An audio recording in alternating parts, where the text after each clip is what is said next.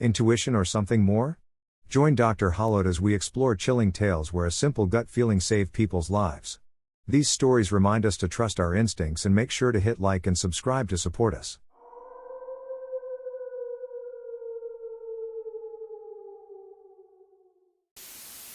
A couple of weeks ago, my wife and I were on the way to her parents' house to hang out and pick up our daughter.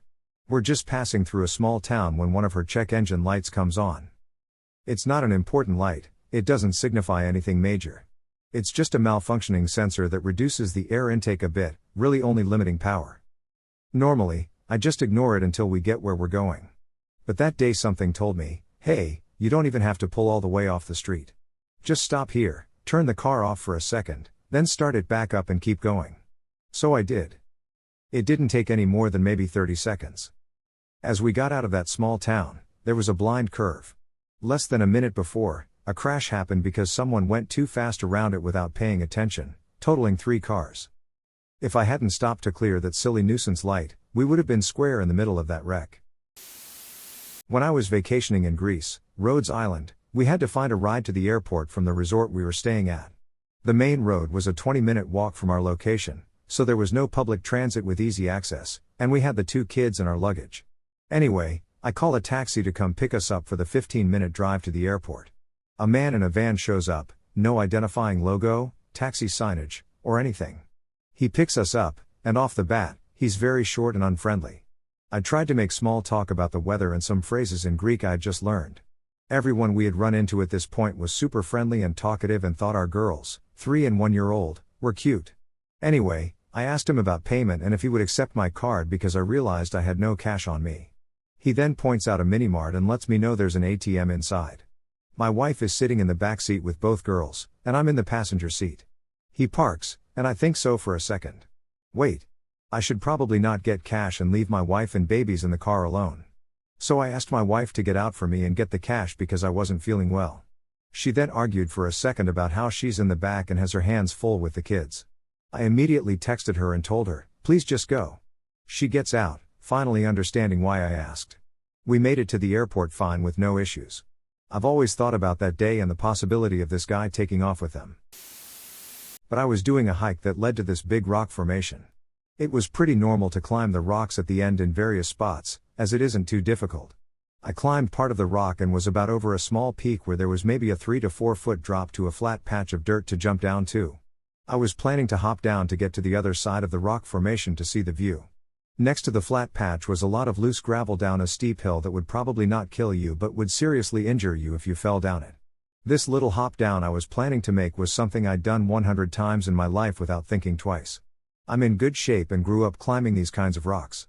For some reason, I couldn't get myself to hop down. I got scared and felt off about it, so I turned around. To get back down on the side I was on, I had a tiny drop that was maybe 1.5 feet back to the trail. I stepped down, and my left knee gave out immediately. I fell hard and scraped the shit out of my leg. 2 years later, and I still have scars. If I hadn't turned around, I would have really hurt myself and probably needed to be airlifted out due to the remote location. Not life-saving, but very big for me as I have an extreme phobia about illness. My mom and I went to eat at a fancy restaurant we liked going to. This place was extremely fancy, think locally sourced, expensive fancy food. A single slice of toast with a few mushrooms on top was £9.99. Normally, I'd have the same meal as my mom, but I felt a weird feeling about having it that day. I wasn't sick or anything, I just didn't feel like having it and instead just had a drink. A few hours later, and my mom is having full-blown food poisoning symptoms. I'm, of course, hyperventilating in a corner because my mom is a tough woman who had avoided throwing up for 47 years and is now suddenly throwing up. They reported them to environmental health, and they closed down straight away for breaching multiple food hygiene regulations and for rancid food still being served. I'm still very iffy about eating out at places. What makes it ironic, though, is that I'm training as a chef and have a fear of eating different foods now. When I was a kid, we had a small local shop, literally a stone's throw away from my house. Growing up in the area, I got to know the staff. Carol was a known local there who worked there for years. The kids knew her, and the parents knew that if anything was wrong, she would let them know. When I was around 8 or 9, I got into a strange habit. I went to the shop for an hour and just hung out there at around 5 o'clock. This shop had all its stock behind a glass counter, so there wasn't anything I could touch apart from the stack of cards, which I would organize only for Carol to reorganize it back. Every night, I would come in and just tell her about my day and ask about her son or family, just a child conversation. One night, I just had a feeling not to go. I even remember my mom asking me if I was going. It became much of a habit. I stayed home and was on the computer. An hour later, my friend came rushing in through our door to find out if I was home. It turns out the shop had been held a knife point around the same time I usually went. No one was hurt, and Carol was shaken but okay. I always wonder what would have happened if I had gone that night. Not mine, but my mom's. One day I skipped school. I was bullied a lot and suffer from depression and anxiety, while my mom was at work. She came home 8 hours earlier than usual, which she has never done, and said that nothing will come out when she tries to urinate and that the pain was really bad. However, she claimed that she'd be fine and that she would give it a while, and her bladder will work properly again. Something in my brain said, it's not going to magically fix itself, so I called for an ambulance. After a quick question, the lady on the line said that my mom's problem was not serious enough for immediate medical attention and that going to the local GP in the morning is the best action moving forward. I ignored her and literally carried my mom to the hospital in the pouring rain. My mom went straight to the ICU and stayed there for 4 days with a horrible urinary infection. She would have gone into sepsis that very day otherwise. If I hadn't skipped school and if I had listened to the ambulance lady that day, my mom would most likely be dead. Always act on your gut instincts, people. Buddy challenged me to a swimming race to a floating dock and back. It was spring, so I stepped in the water first, and it felt nice and warm. We took rope swings in, and it turned out to get deep fast, and since we were in the mountains, this water was cold. We both got to the dock, caught our breaths, and warmed up, knowing that it was serious to get back now. About halfway back on the swim, I remember thinking, man, I'm so cold and tired. I just want to stop for a second. And then some other voice in my head scrawled, no, you will die, and I had the biggest adrenaline rush of my life. She pushed through the rest, got out, and dried off. I immediately had an incredibly painful headache, and I felt very confused. It was hard to work the towel, and I was slurring a bit. Early hypothermia. I truly did almost die that day. When I was probably 13 or 14, I was at Barnes & Noble with my mom. I would always go straight for fantasy and science fiction section, and while I was browsing, there was a large man who stepped into the island on the other side. I thought he was just looking at books, but as he moved closer, I just moved around the end to another island. I was getting a really odd feeling. He turns up on the same island very shortly after, and I circled back to the island I first saw him on, and, sure enough, he came back. At that point, my gut said, get out. So I took off, found my mom at the Starbucks, and pointed the guy out.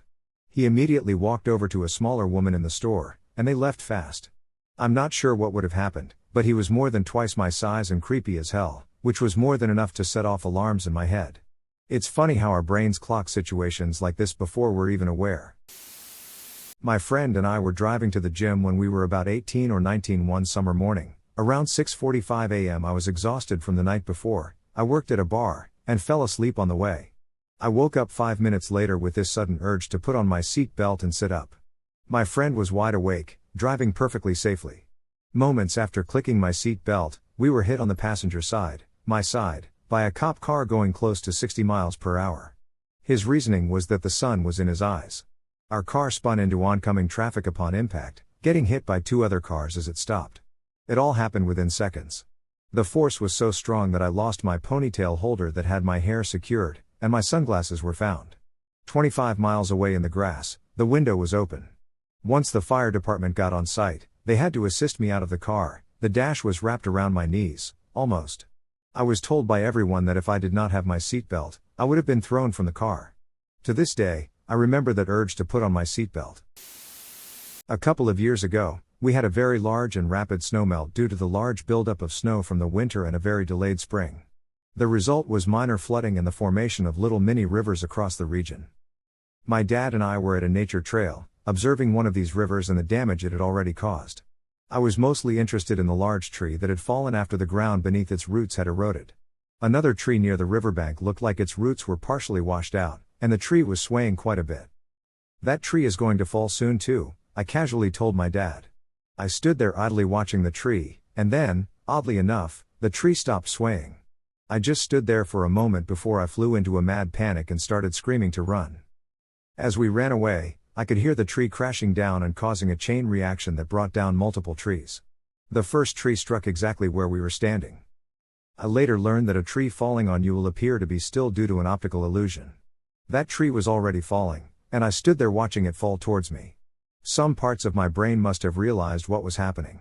It was a weird sensation because, as scared as I was, I didn't immediately understand what I was even running for. My instinct was to just get out of there. I was driving up to a small intersection once, and to the right was an exit ramp from the highway. My light turned yellow, and normally I would have gone through the light, but I got the strangest feeling, like time slowed down. My neck suddenly felt weird, and everything moved in slow motion. A truck driver from the highway started to make a very slow right-hand turn since my light had turned red a couple seconds after I stopped. At the same time, a company pickup truck came flying past me, trying to get through the now red light. He hit the side of the semi-truck at an angle. While nobody was hurt, I would have been smack dab between or directly in front of those trucks if I had gone through the yellow. I called the police right away to let them know what happened, because I didn't want the semi-driver to catch shit for the accident since he was not in the wrong. A few days later, the semi-driver called me. I guess he got my phone number from the police, and thanked me for calling and letting the police know what happened. I was just happy I wasn't dead and the driver wasn't in trouble. I don't think it was life-threatening, but maybe an injury? You guys will be the judges of that. When I was younger, I usually walked to school because I was 5 minutes away. One day, my mom walked me to school, but this time, she decided to walk in the middle of the street. You might have found this weird, but she does this during the winter when there's snow on the sidewalk. This time though, it wasn't winter. I guess it was just a spur of the moment thing? Anyway, we were walking in the middle of the street, and my mother saw a car behind us, so we went to the side of the road. Here's where the gut feeling part comes in. The car passes us, and as soon as it does, my mom takes my hand and continues walking, but I don't. I stop, and I just stand there, looking at the car blankly. My mom turns to me and asks me why I'm not moving. The car already passed us. I kid you not, a few seconds later, that same car swerved to where we would have been if we continued to walk. We were both shocked and did not talk for the rest of the walk to school. I'm not sure if this counts, but I was about 9 years old, and my sister was 8. We were camping at our usual campground and had a trailer there. The whole place was set up with several loops of dirt road between campsites. Parents were gone fishing further up the highway, but they felt safe leaving us there because there was always a ton of kids and we knew pretty much all the seasonal campers and staff. My sister and I were walking back to our camper when I noticed an older guy on the other side of the loop staring at us and walking in the same direction. We would meet each other at some point in this loop, and I got the worst feeling about it. Quietly told my sister not to look at the guy but to follow me as we cut through a couple campsites to end up behind the guy. Stopped to make small talk with an older couple out at their campfire, didn't let on to anything, but kept an eye on the guy that was making the same shortcuts as we did. Kept walking away from our camper. We didn't want him to know where we were staying. After all, our parents weren't around, and I wasn't about to let him know that. Guy stops to talk to the same older couple, all while keeping his eyes on us. Since we knew a few people who camped in the loop next to us, we walked over there. They weren't up that weekend, but they left their camper unlocked. We hid out in there until the guy left, locked their camper with their spare key, and ran back to our place when we saw our parents pull up. I don't know what his intentions were, but we didn't want to find out. Similar story, I walked home the day after a party when I was 18 and took the long way home by accident. I'm a small woman, and I had nothing but a backpack with a change of clothes in it and no money since I don't usually take any when I go to house parties. A guy stopped his car on the opposite side of a busy divided parkway and called out to me, asking if I wanted a ride home. I said no, kept walking, and ignored him. In the 4 hours it took me to get home, I saw the same car pass me at least 5 times, always slowing down when it got close to me. I went to a convenience store to ask for a cup of tap water since it was hot out. The guy was already in the parking lot and waited a long time for me to come outside before giving up and driving away. He might have just been a nice guy offering a clearly dehydrated and disheveled teenager a ride home, but I'm paranoid about everyone, so I wasn't going to risk it. This was back in 2017 when I was still in college. It was a Saturday night, and I was studying for a test that was happening on Monday. Not big, but important. Anyway, I got a call from my friend, and I answered. She said that she was here, as in, right by my complex, with her other 2 friends. I was confused because we never made official plans. I was about to ask if she could give me a few minutes, but something told me to stay home and study. I didn't know why, but I already had a history of certain gut feelings that would tell me to hold off or not do something. I learned to listen, so I told her that I couldn't because of a test I had on Monday. She got pissy with me and called me lame. We argued for 5 minutes before she hung up on me, and I heard her tires screech as they drove off. 2 days later, I hadn't heard from her and got worried. So I texted her, asking if we were still okay. She sent me a picture of her completely destroyed car and her one friend at the hospital unconscious. Apparently, they went driving downtown, and some huge pickup truck ran a red light. T-boned her car, they spun out and hit a fire hydrant or a pole, can't remember. My friend somehow miraculously survived, but she ended up having a busted face along with a broken arm and bruised ribs. But if I went that night, God knows what would have happened to me. Someone else's gut feeling actually saved my life. I was studying abroad, and there were torrential rains that slightly raised the level of the river but, more importantly, dumped down trees, trash, and other hazards into the river, as well as caused its current to become extremely fast. I was walking home from the bar alone, very drunk, and thought it'd be funny to jump off one of the historic bridges into the water. I knew I was a good swimmer. This kid in my class had texted me around that time, and I told him I was hanging out on the bridge checking out the water. He had a gut feeling that something was off, and he showed up and immediately wrapped his arms around me, saying he wouldn't let me climb the bridge wall to jump. I'm still not sure if I was trying to swim or what. It was a time of deep depression for me, but I also like jumping off stuff into water in general, so I don't know. I saved my mom's life back in 2017. The Dill, Maria, of my landlord's son had shown up at our apartment building. My mom and I were sitting on the front porch. It was pretty normal for this woman to show up to visit. Maria went in the back door of our building but came out the front, which she never did. Maria always had a weird vibe about her, and not keeping to her usual routine was a red flag. I immediately knew something was up. She went down the porch stairs but then turned around and started yelling at my mom, claiming my mom took pictures of her, which hadn't happened. I started yelling back at her to go away, catching her attention and giving my mom time to go inside. Maria kept reaching behind her back and came up the stairs, but the front door was shut behind me, so I had nowhere to go. Mill came downstairs and opened the door, stepping between Maria and me. The porch was ridiculously small, so I couldn't get away from them because of where they were standing. My mom came outside with her pepper spray and warned Maria to back off.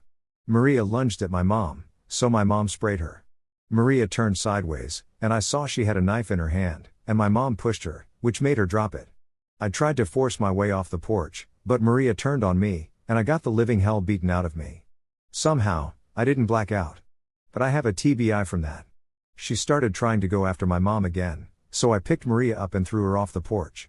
Understand that I am 5 feet 0 inches. I weigh about 120 pounds, 54 kilos, and that's how big of an adrenaline rush I had. Maria was pretty seriously injured, which I don't feel bad about at all considering the circumstances. I will never forget her writhing on the sidewalk, screaming because of the pepper spray burns, and falling down the stairs. Unfortunately, all she got was a misdemeanor. My mom did too, and I wasn't charged with anything. To this day, I am very sure that if I hadn't distracted Maria, she would have stabbed my mom to death, or both of us. I worked at a well-established restaurant. One of the guests left their wallet in one of the booths he sat in. When one of my previous employees who worked there bust the booth, he saw the wallet and put it in the lost and found. The customer came back and asked for it, and I gladly gave his wallet back. He looked inside and asked for his $100 back. I said, "Give me a second." I checked the cameras, and while my employee was putting it in the lost and found, he took something and put it in his knee pocket, cargo pants, and when I confronted him about it, he pulled out his car keys and such, and no $100 bill was found. I went back to the guest and told him that he didn't have it, and the customer for sure said there were 100 there. After I told him that all there was a wallet that he took and brought back to the lost and found, straight up, he told me in a deep, ominous tone, "Have a good day." I had a gut feeling that tonight wasn't going to end well. It shook me to my core, and while throughout dinner service, I saw him and his friends wandering around the establishment, waiting for 5 hours for me to get off work. I called the police to patrol the area. They left, but I can clearly see them on the other side of the parking lot hanging out. It was 11 p.m., and he and his friends were still waiting around in the parking lot. I literally hid in the office all night to make sure he didn't see me. I waited until 12:30 a.m. for them to leave. We had closed the restaurant at 11 p.m., everyone had left except for me and the other manager. When I left, I saw them in a different parking lot chilling and drinking beers. The next day, I checked the cameras and saw them looking inside the restaurant at 3 a.m. in the morning, looking for me, I believe. That was my story. One night, when my youngest child was a baby, I put him in his crib while I gave his brother a bath. I had my back to the bathroom door, and I felt someone aggressively tap my shoulder. I turned around, but there wasn't anyone there. Freaking out, I grabbed my son out of the bath and took him into my bedroom, where my other son was, and my baby had somehow gotten a hold of a blanket, one of the small baby blankets, and somehow gotten it wrapped around his head. He was trying to cry, but I guess he had been rolling around, and that blanket was wrapped around his head, and he couldn't breathe. If I hadn't felt that tap on my shoulder, I would have been in the bathroom for at least 10 more minutes. I don't know if it was a feeling that made me think I felt someone touch me or what, but I believe it saved my son. He's now an annoying 18-year-old. Lol. As a kid, I always had this weird premonition that I would get appendicitis. Well, one day, my stomach hurt like hell. It was summer, about a week before school would start for my junior year of high school, so my mom was at work and I was at home with my younger brother. I kept calling my mom, begging her to take me to the doctor. I was certain it was my appendix. She finally did, but the doctor did a test where he pressed on the right side of my torso, where the appendix is, and because it didn't hurt more with the release and because my whole lower abdomen was hurting, he said I just had bad gas and needed to poop. My mom was pissed and told me I was wasting her time and that if she heard from me again, I better be literally dying. Later, when she got home from work, she kept yelling my name for me to come out and talk to her. I was in so much pain I couldn't think straight. She sent my brother to check on me, and he yelled back, "She won't even move. She's just lying in bed and crying." My mom came in to start yelling at me, but something on my face must have scared her because she told me to get in the car and that we were going to the ER. Well, long story short, it was appendicitis. It had burst, but it was a slow leak that was all throughout my lower abdomen, and that was why it didn't fit the normal appendicitis symptoms. They wanted to send me to a bigger hospital for surgery, but even with a helicopter, there wasn't time. I had to have the surgery in my very small town, with the only surgeon being an alcoholic who sucked at his job. My stepdad apparently grabbed the doctor by his collar and growled that if anything happened to me, he'd kill him. Very dramatic day. I was too out of it to remember any of it, but apparently the doctor told my mom that if she had waited another 45 minutes, I likely would have died. I have no idea if my life was saved or not, but this is a time when my gut told me something was wrong. Who knows what could have happened if I didn't listen. I was in Gatlinburg, staying in a hotel after a hiking trip. I wanted to walk over to this brewery or restaurant that I liked, but my friend said he was too tired and didn't want to go. That's fine, I'll just go myself and get a beer or two. It's not super late, maybe 8 o'clock or so. So I walk over and have a seat at the bar. Mostly just by myself, watching whatever they had playing on the TVs. The older man sits down, and we chat for a while. After a bit, I start getting worried that perhaps I'm leading the guy on. Sorry boys, us girls get worried that just being friendly will get us hurt, and I try to wrap the conversation up. The man finishes his drink and leaves. I stay in the bar for a good bit afterwards because, at this point, I'm feeling concerned. Plus, I am not finished with my drink. But I wanted to make sure this guy had plenty of time to leave the vicinity. Finish my drink and leave the brewery. Dude, it's just outside the plaza where it is located, out on Main Street. Now I'm spooked. I see no reason why the guy would still be here. I politely say hi and beeline it for the very well-lit hotel right across the street.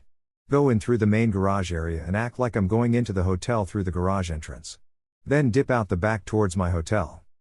I have no idea if anything would have happened on my longer walk back to my hotel, which was off the main tourist area, virtually no people around versus the hotel I ducked into, or not. Dude could have just been friendly and happened to be nearby still when I came out. It is a tourist area with lots of people milling around. But I had a bad feeling, and I acted on it. I had just gotten home from the hospital after giving birth to my daughter. I had had a 50-hour induction that ended in a C-section, and I was exhausted.